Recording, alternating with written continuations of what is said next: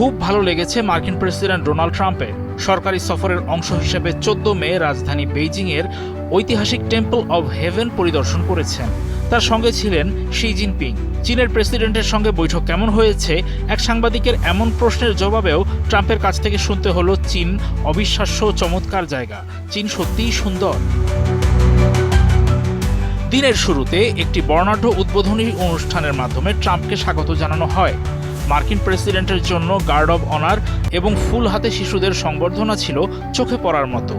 এরপর দুই নেতা দ্বিপাক্ষিক বৈঠকে বসেন।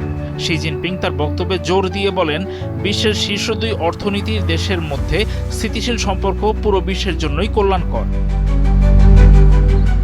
চীনের পররাষ্ট্র মন্ত্রণালয় থেকে প্রকাশিত তথ্য অনুযায়ী বৈঠকে শি জিনপিং মার্কিন চীন সম্পর্কের ক্ষেত্রে তাইওয়ান ইস্যুটিকে সবচেয়ে গুরুত্বপূর্ণ এবং সংবেদনশীল হিসেবে উল্লেখ করেন। তিনি সতর্ক করে বলেন, এই বিষয়টি ভুলভাবে মোকাবেলা করা হলে তা চরম বিপজ্জনক পরিস্থিতি, এমনকি সংঘাতের দিকে নিয়ে যেতে পারে।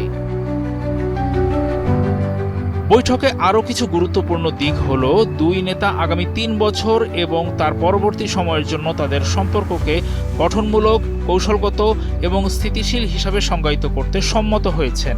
শি জিনপিং উল্লেখ করেছেন, দুই দেশের অর্থনৈতিক সম্পর্ক হওয়া উচিত পারস্পরিক লাভজনক। তিনি মার্কিন ব্যবসার জন্য চীনের দরজা আরও প্রশস্ত করার প্রতিশ্রুতি দেন।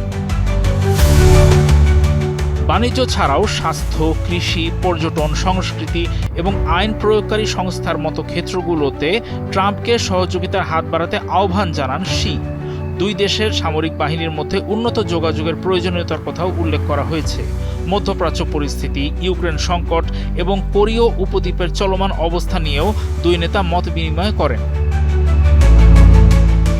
মার্কিন প্রেসিডেন্টের এবারের সফরটি 2017 সালে তার প্রথম মেয়াদে অনুষ্ঠিত সফরের চেয়ে কিছুটা ভিন্ন মেজাজের ছিল। সেই সময় ট্রাম্পের সঙ্গে ফার্স্ট লেডি মেলানিয়া ট্রাম্প ছিলেন এবং তারা শি জিনপিং দম্পতির সঙ্গে ফরবিডেন সিটি ও পিঙ্ক অপেরা উপভোগ করেছিলেন। তবে এবারের সফরে মেলানিয়া আসেননি এবং সাংস্কৃতিক কার্যক্রমও কেবল টেম্পল অব হেভেন ও চা চক্রের মধ্যেই সীমাবদ্ধ ছিল। এবার ডোনাল্ড ট্রাম্পের সঙ্গে আসা ব্যবসায়ী প্রতিনিধি দল বেশি গুরুত্ব পাচ্ছে।